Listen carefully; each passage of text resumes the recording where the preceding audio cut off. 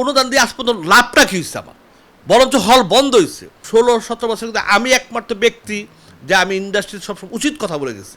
এই 9 কোটি টাকা এই মাদ্রাসার ছাত্র হাফিজ যারা পড়ে মাদ্রাসা এদেরকে সাহায্য করি। চলচ্চিত্রের মানুষগুলো হচ্ছে চলচ্চিত্রের অনুদানের বিপক্ষে অবস্থান নিয়েছে, এটা কেন? না উচিত। আমি সেদিন একটা সাক্ষাৎকারে বলছিলাম যে আমি একটা 4-5 বছর যাবৎ একটা মাদ্রাসার মানে প্রতি মাসে তার যতটা চাল লাগে সেই খরচটা আমি দিই। ওটা যদি আমি না খায়ও থাকি তারপরে আমি ওই জায়গাটা পৌঁছে দিই। এটা কোনো মাস আজ পর্যন্ত গ্যাপ হয়নি আল্লাহর মধ্যে। মনে করো যে যতদিন আল্লাহ তা বাছায় রাখবে আমি এটা করে দেবো।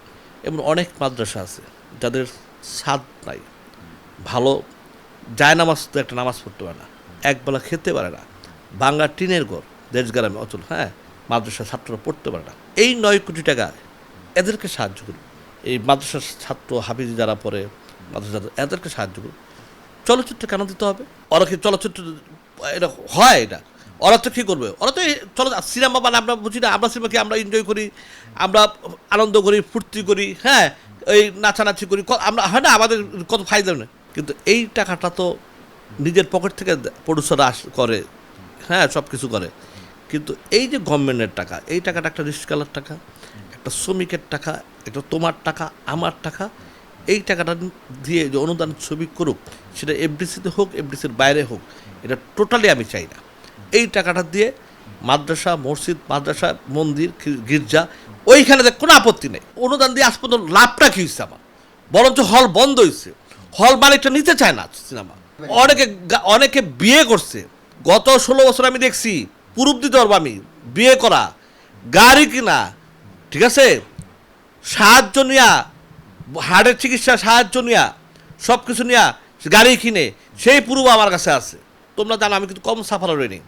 ইন্ডাস্ট্রি কিন্তু একমাত্র 16-17 বছর কিন্তু আমি একমাত্র ব্যক্তি যে আমি ইন্ডাস্ট্রির সবসময় উচিত কথা বলে গেছি। আমি কাউকে ভয় পেয়ে কথা বলিনি। সেই জন্য আমাকে কিন্তু অনেক সাফারার হইতে হয়েছে।